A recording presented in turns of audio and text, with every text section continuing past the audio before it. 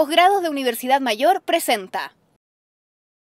Desde el año pasado venimos hablando acerca del movimiento estudiantil, un grupo a quienes le debemos el haber puesto la palabra lucro dentro de nuestra discusión, pero hay mucho más de eso. La reactivación de este movimiento la conversamos hoy con uno de sus líderes, Gabriel Boric, en esta mesa de diálogo. Bienvenidos.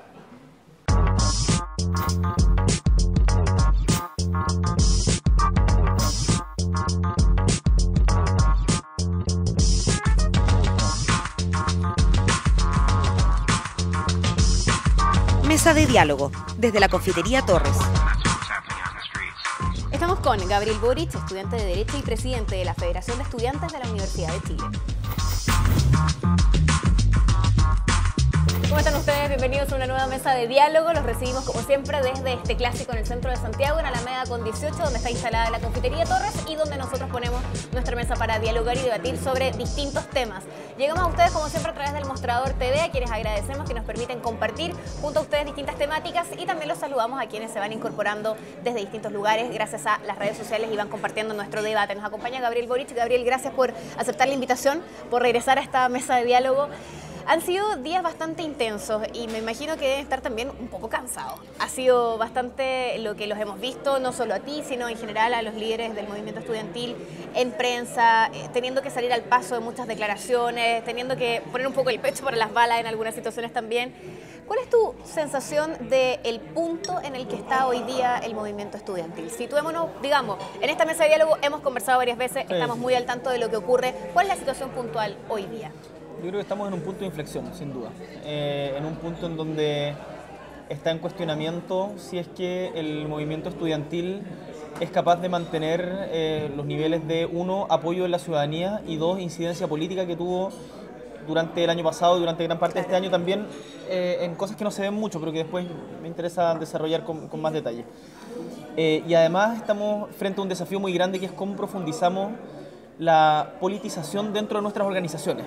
O sea, cómo esto no es, cómo demostramos que esto no es una moda, digamos, y que no es solamente la buena onda de movilizarse y despeinarse un poquito, para después contarle a toda la gente como, oh, qué choro cuando el 2011 que estuvimos en paro, sino que responde a convicciones políticas profundas y que por lo tanto no son tomadas como hobby ni como meras anécdotas.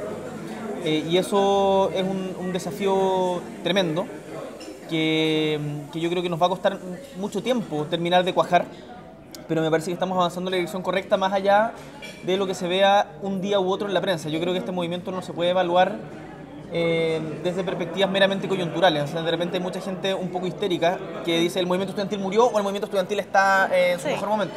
No, uno tiene que ser más ponderado. Y es algo que dijiste, de hecho, me acuerdo muy bien, frente a la primera movilización masiva de este año. Que dijiste el día anterior cuando te preguntaban la cifra que se estimaba, que esperaban ustedes de participantes para el día siguiente, decía, hay que ser cauto, vamos a ver qué pasa, y justamente hacía referencia a eso, de repente la prensa nos ama o nos odia. Sí, nosotros no podemos guiarnos por la portada del día siguiente, en el fondo, porque cuando, al entender de que estamos siendo parte de un movimiento social que tiene proyecciones de largo plazo, tenemos que entendernos como tal, y eso implica no dejarse llevar por las pulsiones del momento. Muchas veces al movimiento estudiantil se le pretende juzgar según la masividad que tiene un día determinado o la novedad que tiene, como si fuera, yo lo he dicho en otras ocasiones, como si fuera un circo que tiene que cambiar su función de tanto en tanto para seguir encantando a la gente.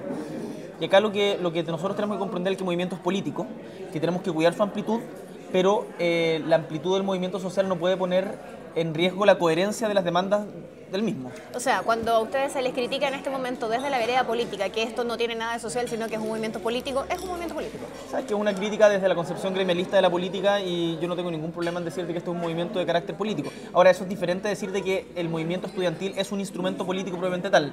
Yo creo que uno tiene que hacer una diferencia entre lo que son los movimientos sociales y los instrumentos políticos. Pero ese otro debate, el movimiento tiene características políticas, nosotros no lo ocultamos, lo hemos dicho en todas las oportunidades. Acá no estamos realizando una lucha gremial para mejorar la educación para nosotros mismos, sino que estamos dando esta pelea porque creemos que en la educación están en juego los modelos de desarrollo del país y en el fondo el concepto de ciudadanía mismo. Entonces es una pelea profundamente política y son concepciones ideológicas distintas las que están en juego. Frente a esto recojo tus palabras de no tenemos por qué ser como este circo que tiene todos los días que presentar números distintos para mantener a la gente encantada. Sí, en este minuto recojo las palabras también de Noam Titelman, que sé que tú también estás de acuerdo con eso, que dice sí, hay que reencantar un poco a la sociedad, a esta gran cantidad de personas que nosotros veíamos en las manifestaciones el año pasado, que eran los abuelos o los padres que también se habían sumado al movimiento y que tal vez hoy día están un poco más alejados. Yo no sé bien, es algo que siempre ha costado mucho, cómo medir bien cuál es el nivel de alejamiento o cercanía que tiene la sociedad civil con un movimiento social o político. Pero sin duda, hechos como los que sucedieron el pasado 8 de agosto, en donde las imágenes son muy fuertes y la prensa las explota mucho, de los buses quemándose y gente apedreando los buses. Y la ministra del Trabajo con la piedra en la mano. La ministra del Trabajo y el conductor del bus dando las declaraciones, digamos, eso evidentemente aleja a la gente. Entonces nosotros tenemos que ser responsables en nuestras convocatorias también. Acá yo no digo que uno pueda controlar lo que hace cada una de las personas que asiste a una manifestación, pero sin lugar a dudas el carácter de las mismas es algo que también pone en juego nuestra credibilidad, no como dirigentes. A mí me da lo mismo que la opinión particular que tenga una persona de mí, sino lo que está en juego es el capital político del movimiento, y eso es lo que tenemos que cuidar. Y por eso es importante la amplitud social que tiene y que se demuestra mediante actividades o manifestaciones ciudadanas como las que estamos pensando hacer para las próximas semanas y como las que se realizaron muchas veces durante el año pasado. Ahora, te insisto, eso no puede poner en riesgo la coherencia del movimiento. Acá nosotros no estamos para aglutinar gente por aglutinar gente, estamos para presentar demandas políticas y esa es nuestra prioridad. Una de las cosas que más se les elogió durante el año pasado tiene que ver con el nivel de preparación que ustedes tuvieron justamente para enfrentar a quienes desde el sentido común decía deberían ser los expertos en esta materia y que quedaron en evidencia de no tener real manejo de lo que se estaba hablando. ¿Sientes tú que hoy día, a meses después, al año siguiente en el fondo, cuando se sigue debatiendo muchas veces con los mismos actores, más allá de los cambios que ha habido en el Ministerio de Educación, con el resto de los actores que son más o menos los mismos, ¿hay realmente un grado de interés del otro lado que los haya llevado a ponerse al día en materias que ustedes sí dominan completamente? Y que en el fondo haya un interlocutor válido para entender cuando hablamos, por ejemplo, del lucro en la educación, que por fin se entienda qué significa el concepto, porque si no nos ponemos de acuerdo en eso, ¿cómo avanzamos en el resto? Muchas cosas que decir sobre eso. Uno, nosotros como estudiantes no nos las sabemos todas tampoco. Y hay muchas cosas que yo creo que hemos mejorado mucho. Que el año pasado se demostró una gran preparación y que este año la hemos ido profundizando. Y todos los dirigentes, y no solo los dirigentes, sino gran parte del activo que se moviliza, ha estudiado mucho y hoy día tenemos un fundamento que va mucho más allá de la consigna. Y eso es muy importante. Otro punto importante respecto a esto es que yo creo que hay ciertos interlocutores que nosotros tenemos que también se han tomado en serio esta pega. Qué bueno. Y que han estudiado y hoy día están preparados y se han asesorado muy bien. Me refiero, por ejemplo, a Alejandra Sepúlveda, que fue la presidenta de la Comisión de Investigadora del Lucro en Educación Superior, que es un tema que ella no maneja, ella es experta en el tema agrícola, pero sin embargo se metió en este tema y lo estudió con seriedad, y es una cosa que uno tiene que ser capaz de valorar. Acá no se trata de, en fondo, andar tirando el escupo a todo el mundo, sino también saber valorar cuando la gente se toma en serio las cosas. Pero también está lo contrario, que yo creo que se personifica muy bien en Elena von Baer, por ejemplo. Senadora designada que yo a estas alturas prefiero creer que es por mala intención, porque no podría creer que fuera por ignorancia, que sigue denominando, por ejemplo, conceptos como el lucro como la legítima ganancia. Claro. O que sigue tratando de tergiversar los argumentos del movimiento estudiantil desde su vereda política. Acá yo le digo a la senadora von Baer y no sé, el senador Carlos Larraín, que le gusta mucho, otro senador designado además, que les gusta mucho ironizar, que está bien que tengamos posiciones políticas diferentes, pero no traten de poner en nuestras bocas argumentos que son de ellos. Y eso muchas veces se cae en una discusión que es muy ridícula y que termina siendo más bien un teatro del absurdo a lo ionesco que no pero lleva que a tiene nada. la gran desventaja de que confunde bastante la opinión pública.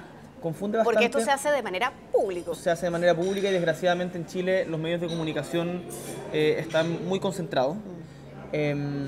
Y nosotros dependemos un poco de lo que los medios de comunicación muestran. Hoy día la política en Chile está muy mediatizada, o sea, sí, mediatizada en el sentido de que pasa por el filtro de los medios. Sí. Entonces, ¿qué es lo que la gente común entiende por la política? La relaciona inmediatamente con el Congreso o la relaciona inmediatamente con la moneda o con Casa Piedra. Y con los anuncios que se hacen a las 21 horas para que salgan en el noticiero central. Claro.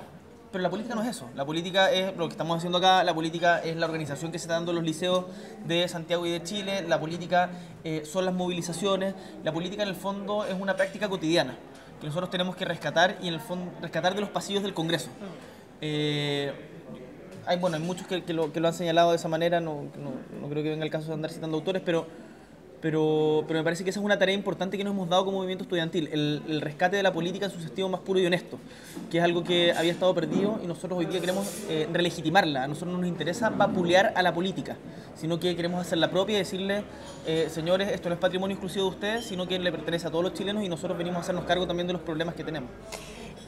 Soy una de las que tiene la convicción de que para que los cambios realmente puedan hacerse, lo hemos comentado en otros escenarios, con otras personas relacionadas con el tema, que les interesa el tema de la educación, parece que la manera de lograr cambiar las cosas es meterse dentro del sistema. Parece que la manera en que los estudiantes pueden cambiar las cosas es terminando siendo, en el fondo, agentes políticos, postulando a distintos cargos públicos, en un sistema que en este minuto es bastante complejo de penetrar.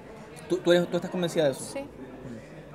Nosotros, yo creo que uno tiene que tener dos dimensiones a la hora de hacer política, particularmente con el sistema con el que estamos actualmente. El sistema que tenemos hoy día es muy particular, es un sistema que fue creado en dictadura y que no podría haber sido posible de otro modo.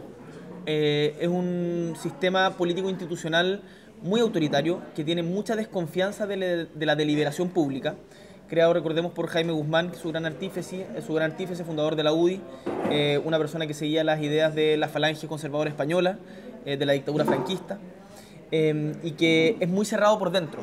O sea, impide que constitucionalmente se puedan hacer cambios mediante una serie de amarres como son los quórum contramayoritarios, el sistema político electoral, el sistema binominal, el tribunal constitucional, la ley de partidos políticos, etc. Entonces, nuestra apuesta tiene que ir en dos frentes, creo yo. Uno, disputar todos los espacios de poder. Y eso implica que como estudiantes no podemos caer en el facilismo de estar diciendo como, y permítame la expresión, todos valen hongo, digamos, y no hacer nada por superarlo. Claro. Por lo tanto, a mí me parece deseable que gente que participó en el movimiento del año pasado, como la Camila Donato, por ejemplo, que era presidenta del Pedagógico el año pasado, Camilo Ballesteros, eventualmente la Camila Vallejo o Giorgio Jackson, postulen a cargos de representación popular. Y por lo tanto disputen esos espacios. Pero yo creo que la tarea principal que tenemos hoy día como movimiento estudiantil, y esto independiente del partido político o movimiento político al cual adhiramos, es la construcción de poder popular. Y eso implica la reconstrucción del tejido social chileno, que fue destruido a sangre y fuego durante la dictadura, mantenido separado durante los gobiernos de la Concertación, y que hoy día poco a poco está empezando a resurgir en, por ejemplo, las interesantes elecciones de la CUT que se van a venir en este mes, o en las organizaciones poblacionales, la FENAPO, por ejemplo, lo que está haciendo la gente del Partido de Igualdad con la Organización de los Pobladores en Peñalolén, lo que está haciendo Solución Nuevo Chile, lo que están haciendo las organizaciones regionales en Aysén, en Freirina, lo que pasó en la Asamblea Ciudadana de Magallanes. Me parece que esa densidad del tejido social chileno nos hace muy bien y nos va a permitir dar un cambio más sustantivo al carácter de la democracia, que es finalmente lo que está en juego en todo este tipo de movilizaciones cuando uno las mira más a largo plazo. Y que entiendo en el fondo ahí parte de la respuesta del por qué decidieron hacer una reunión en Ercilla. Por supuesto. La reunión que tuvimos la semana pasada en la comunidad Huente-Hunculmapu fue precisamente para dar una señal clara de que los estudiantes hoy día no estamos dando una pelea por mejorar nuestra propia educación, sino que estamos dando una pelea nos hemos impuesto como desafío el ser artífices de la transformación de la sociedad chilena. Y eso implica estar conectados con lo que está pasando en la sociedad en la que vivimos, que no es solo chilena, sino que también conviven varios pueblos, muchos otros pueblos. Chile tiene una multiculturalidad de la que tenemos que rescatar. Y ese fue el sentido simbólico de nuestra presencia en la provincia de Ercilla. Y además tuvimos ciertos acercamientos prácticos respecto a ciertas demandas que nos pidieron los comuneros que estamos trabajando en esa dirección. Vamos a hacer un alto, estamos conversando con Gabriel Boric, que nos acompaña en esta mesa de diálogo. Regresamos con más en el segundo bloque, no se vayan. Ya regresa Mesa de Diálogo. MBA, especialidades médicas y odontológicas, diplomados y magíster. Encuentra en Universidad Mayor el posgrado que buscas. Programas de alta especialidad y nuevas tendencias. Si sabes lo que quieres, encuéntralo en Posgrados Universidad Mayor. Nuevo Campus Alonso de Córdoba Las Condes. Estás viendo Mesa de Diálogo. Estamos de regreso con más en nuestra mesa de diálogo. Si están recién incorporándose, los saludamos. Llegamos a ustedes a través del Mostrador TV. Nos instalamos desde la Confitería Torres y conversamos hoy con Gabriel Boric.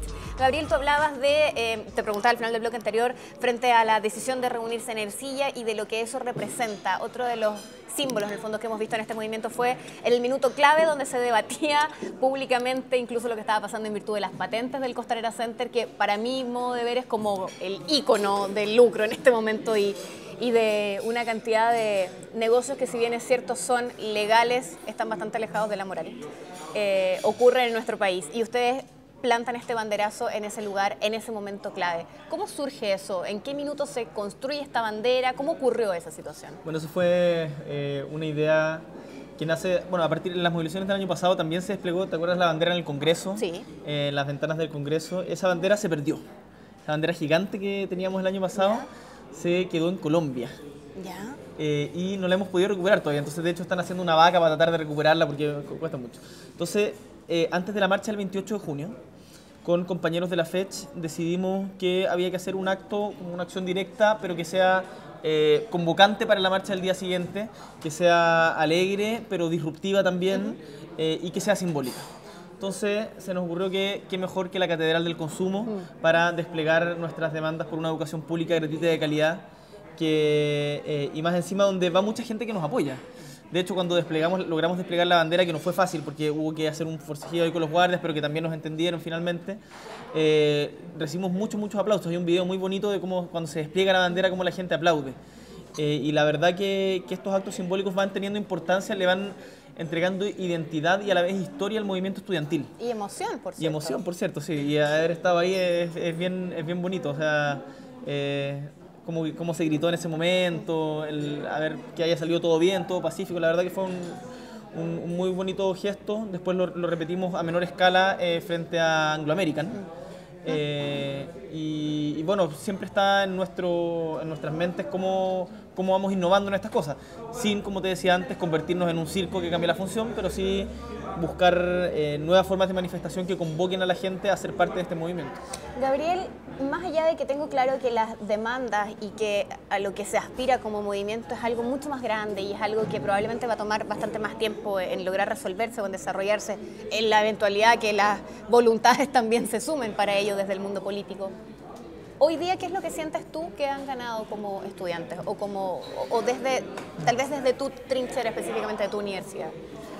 Yo creo que hay que evaluarlo en dos dimensiones. Uno, una dimensión subjetiva respecto de cuál es el cambio cultural y el cambio en formas de entender la política que se ha producido a partir del movimiento estudiantil, que tiene que ver un poco también con un cambio vocal, un cambio generacional, en el sentido de que hasta hace poco había muchos temas en Chile que discutirlos era tabú.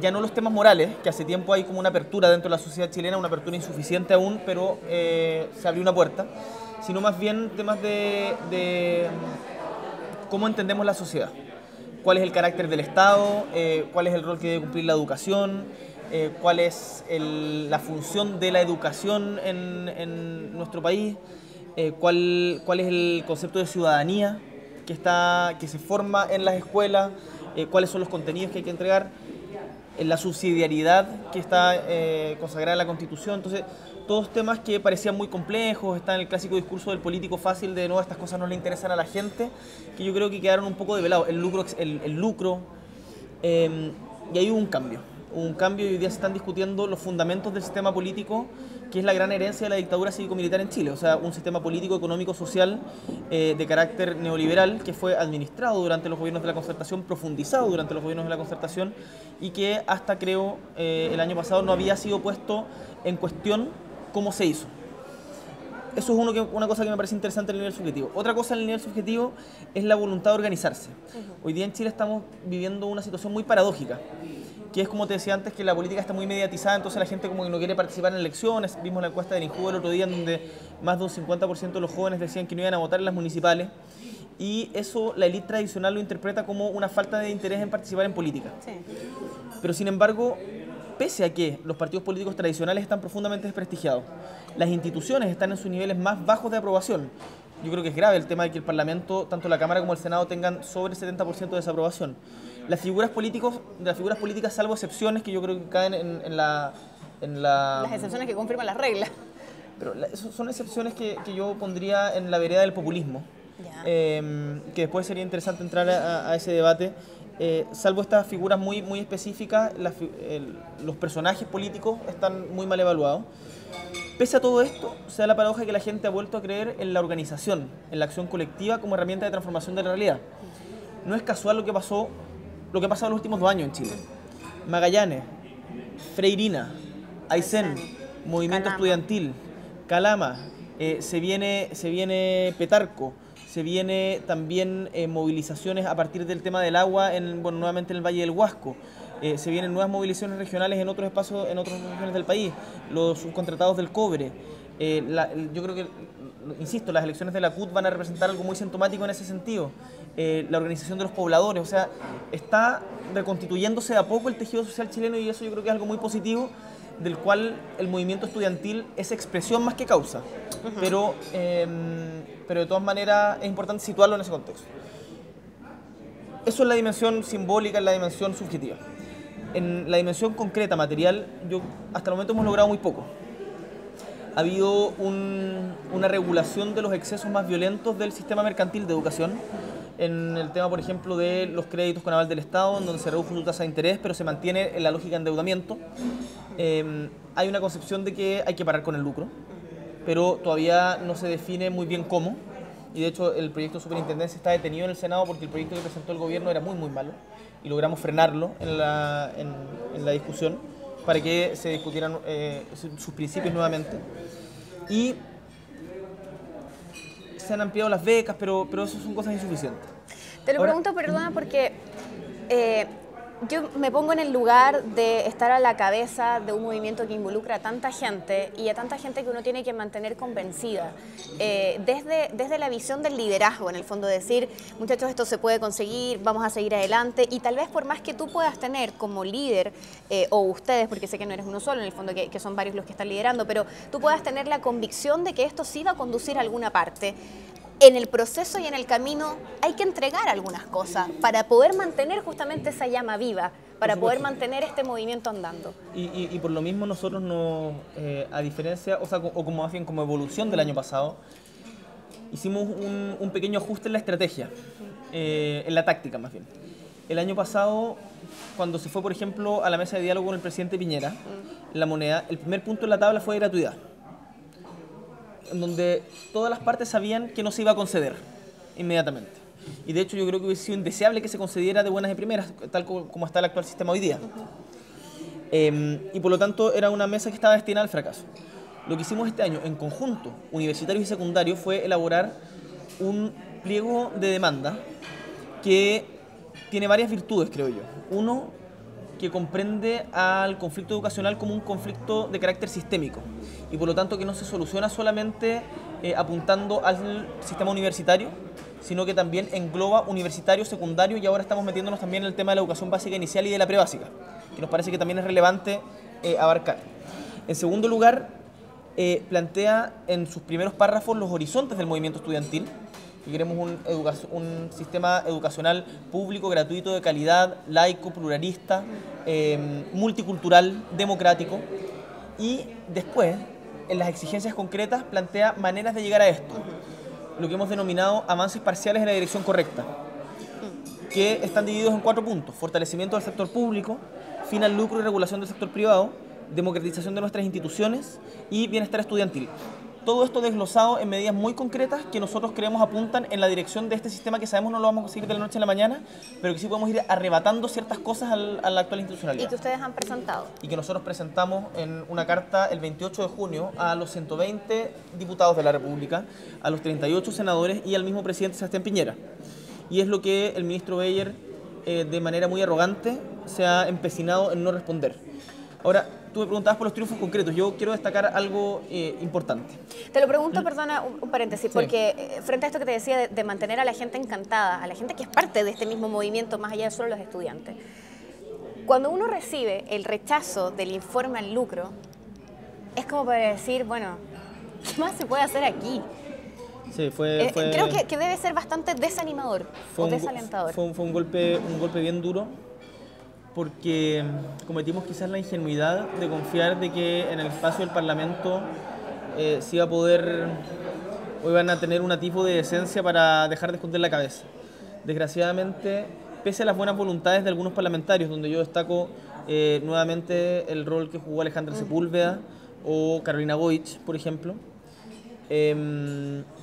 o Carlos Montes también ha tenido un rol importante, u otros que sencillamente no estuvieron a la altura y terminaron dando cuenta de la descomposición en la que se encuentra la concertación hoy día. ¿Tú dices descomposición por putrefacción o descomposición por desarme? Porque me caben las dos acepciones aquí. Sí, caben las dos. La verdad que caben las dos, ahí digámoslo sin más, caben las dos. Pero yo creo que no hay que meter a todos en el mismo saco.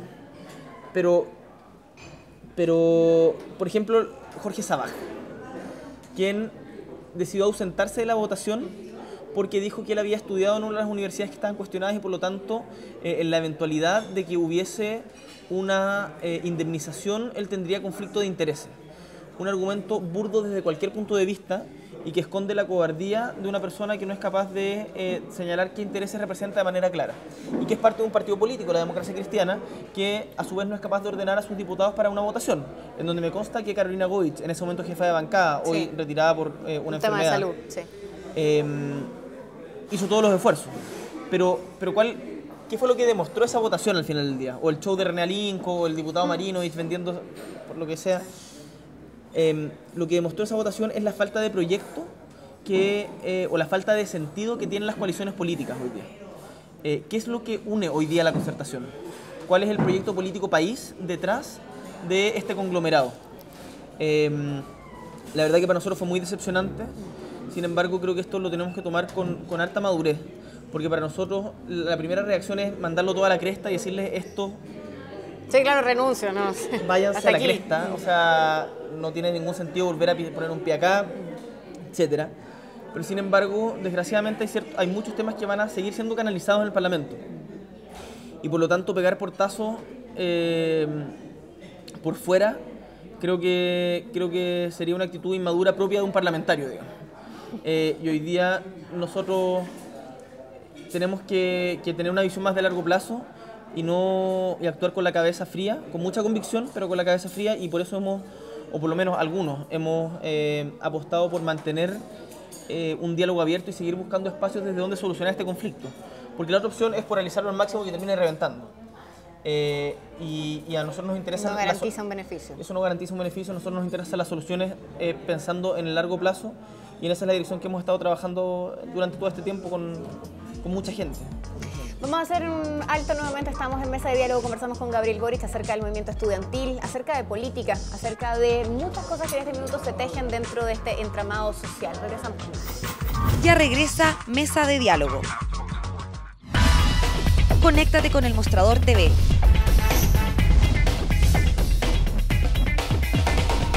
Búscanos en Facebook. Síguenos en Twitter. Comparte nuestros videos. Y revisa nuestra web.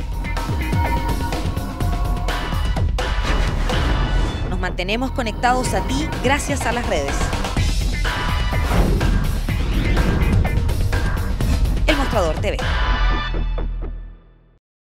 Estás viendo Mesa de Diálogo. Regresamos con más en Mesa de Diálogo, tercer y último bloque. Momento de saludar a la Universidad Mayor que nos acompaña, un lugar donde puedes encontrar programas de alta especialidad y nuevas tendencias. Si sabes lo que quieres, encuéntralo en Universidad Mayor. Gabriel, te preguntaba antes de separarnos en la pausa, ¿cuáles eran algunos de los triunfos que tú consideras que en este minuto han tenido o hasta el momento como movimiento estudiantil?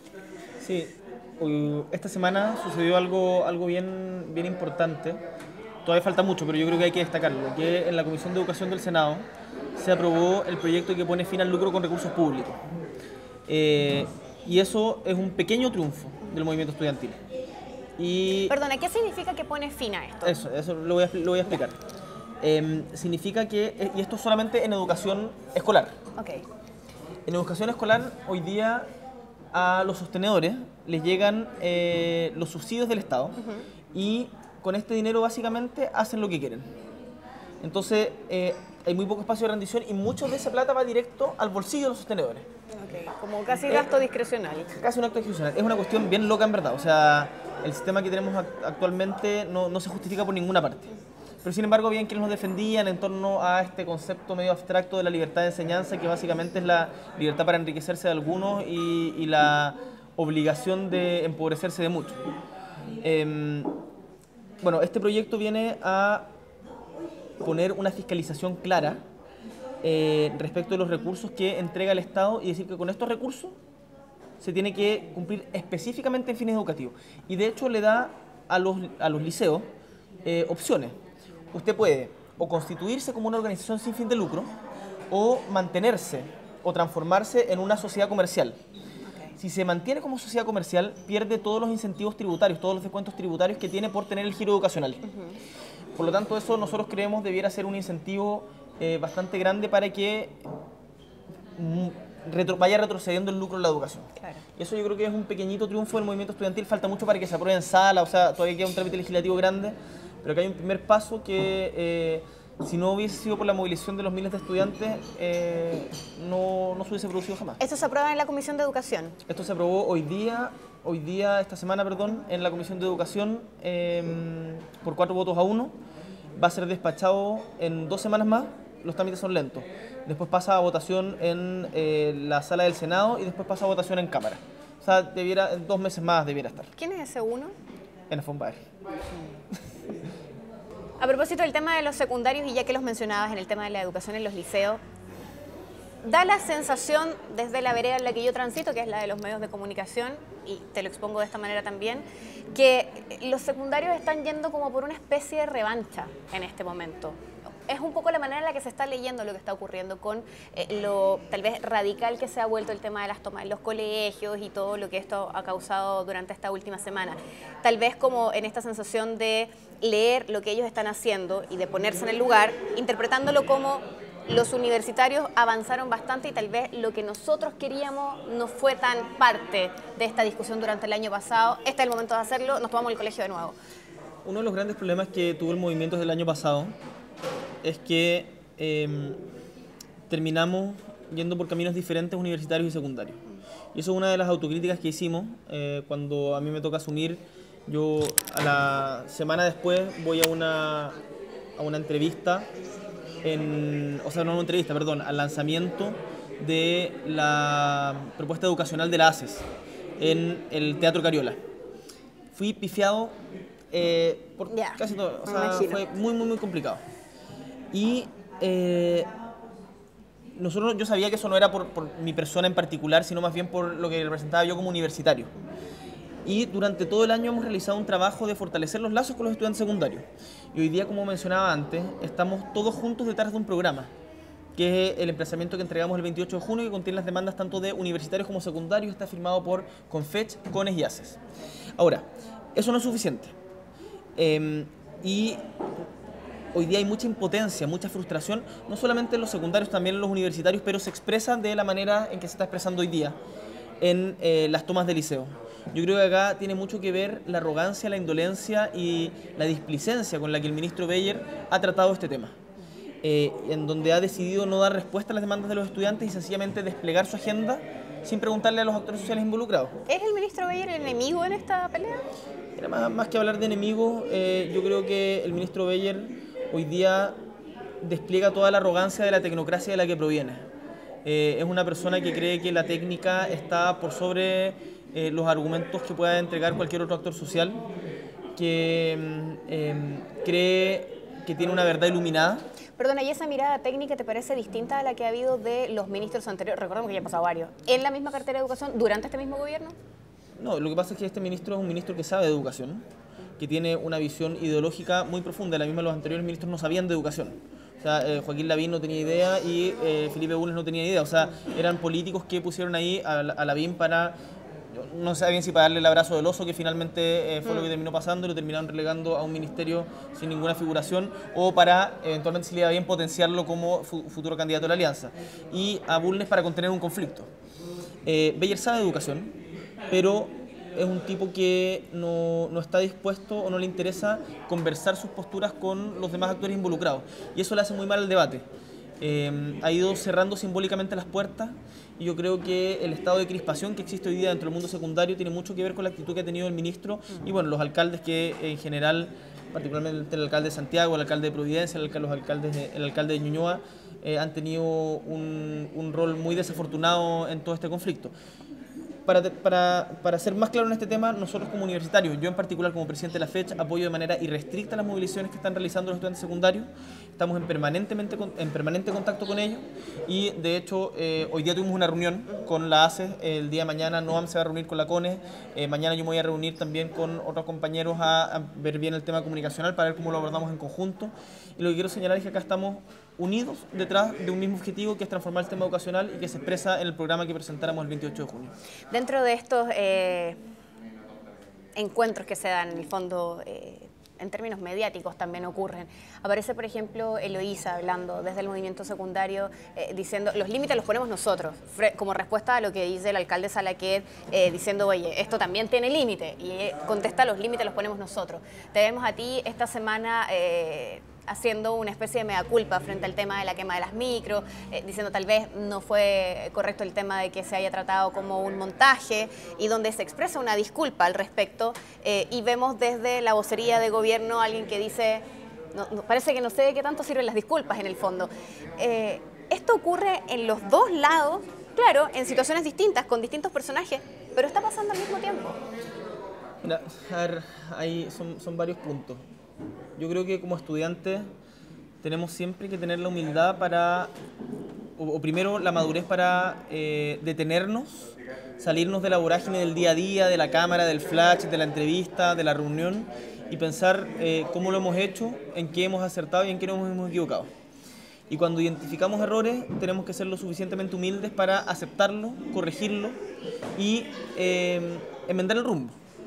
Mi declaración respecto al tema del montaje iba en esa dirección. Yo creo que efectivamente fue una declaración desafortunada que generó todo un debate en torno a la declaración misma, lo que hizo perder de foco la discusión respecto al fondo del asunto, que es lo que hemos estado conversando todo este rato antes. Y por lo tanto me pareció que era necesario para poder salir de ese entrampamiento, ofrecer esas disculpas, que son además sinceras, no solamente estratégicas, independiente de que sigo creyendo de que hay ciertos elementos en el actuar de Carabineros en general, más allá del caso en particular, que merecen ser investigados. Dicho esto, las declaraciones de la Eloísa yo las entiendo perfectamente. Acá durante mucho tiempo se nos dijo que, o sea, desde Elwin en adelante, digamos que se hacía todo en la medida de lo posible. Y yo creo que la Eloísa es un poco, o lo que dijo la Eloísa es un poco la representación de lo que cantaba Silvio. Yo preferí hablar de lo imposible porque de lo posible se sabe demasiado. Acá nosotros ponemos los límites de lo posible. Somos nosotros los que estamos empujando estas barreras y lo que están haciendo los secundarios hoy día en conjunto con los universitarios de diferentes formas, pero nosotros no descartamos, por cierto, llegar a movilizaciones de paros y tomas si es que es necesario. Es decirle, acá no nos vamos a conformar sencillamente con que ustedes nos digan que no se pueden cambiar las cosas, sino que vamos a dar la lucha por cambiarlas. Así que todo mi respaldo a Eloísa, que yo además encuentro que es una gran vocera de la ACES, creo que ha sido un aporte al movimiento y con quien tenemos hoy día una coordinación que creo va a ser fecunda para el movimiento. Gabriel, para terminar, yo a raíz de esto mismo escucho estas declaraciones de Eloísa y tal vez te escucho a ti en el inicio de este proceso del año pasado, cuando recién asumías el liderazgo desde tu universidad. Y hoy día te escucho con una postura que, si bien es cierto, tiene muy claro cuáles son los objetivos, tal vez con mucha más madurez y con un poco más de tranquilidad también para expresar las cosas. ¿Qué es lo que tú, como particularmente, como líder de este movimiento, como un agente de cambio en este momento, dentro de una tribuna social, has aprendido también y has logrado como ir cambiando? Que la radicalidad no se juega en cuán fuerte gritemos, en cuántas esdrújulas ocupemos por oración, ni a cuánta gente apuntemos con el dedo, sino que la radicalidad está en el contenido de nuestras demandas y en la capacidad de convocatoria que podamos darle a estas mismas demandas. Y por lo tanto, uno va perdiendo la ansiedad, pero no el ímpetu. Y cuando uno deja de ser ansioso, quizás No es que modele el discurso, porque yo creo, o sea, de hecho he ido radicalizando mi postura ideológica en este tema porque cada vez me convence Pero la más. verbalidad es muy importante. Pero claro, pero es importante y hay que saber decir las cosas con templanza porque si no, al final del día uno le termina hablando al mismo sector de convencidos de siempre y si le seguimos hablando a los de siempre, que durante mucho tiempo la izquierda en Chile ha sido minoría, no vamos a avanzar. Y acá la idea es cómo hacemos política de mayorías, cómo logramos convocar a más gente y como te decía antes, cómo la radicalidad nuestra se va jugando en la masividad y en la convocatoria y en la coherencia que somos capaces de tener. ¿Lo ves como algo en términos de cambio, de más largo plazo que tal vez como lo veías en el inicio de tu participación como líder? He ido aprendiendo a distinguir cuáles son las dimensiones de los avances que se pueden tener. Yo creo que hoy día estoy más consciente de que estamos en un proceso de cambio histórico que no se va a expresar este año, no va a ser posible leerlo este año y seguramente tampoco va a ser posible leerlo dentro de los próximos 3, 4 años, sino que es algo de más largo aliento y como decía un compañero mío, el Pancho Figueroa, durante el año pasado, nuestra generación llegó para quedarse y por lo tanto esto no es simplemente que hayamos venido a decir a los políticos cómo solucionan estos problemas, no. Venimos nosotros a hacernos cargo de ello también y eso es lo que les ha sido muy difícil de entender y sí, es de largo plazo sin duda, pero estamos dispuestos a tomarnos todo el tiempo que sea necesario. Fantástico, Gabriel. Te quiero agradecer por estar junto a nosotros, hacerte entrega de este libro. Siempre la gente de Feria Chilena del Libro envía textos de regalo para nuestros invitados. La librería de las nuevas oportunidades. Tiene bastante en su título y que esperamos que encuentres aún más en su contenido. Este va de regalo para ti. Muchas Ojalá gracias. que lo disfrutes, Muchas Gabriel. gracias Por estar junto a nosotros. Que les vaya Gracias muy por bien. compartir. Mucha suerte y bueno, como siempre vamos a estar también pendientes de lo que ocurra. Es algo de interés nacional, más allá de solo los estudiantes y que por supuesto también a nosotros nos interesa. Mucha Vale. suerte, nos vemos. Muchas gracias por el espacio. Que les vaya bien. Gracias a ustedes por acompañarnos. Nos vemos en la próxima mesa de diálogo.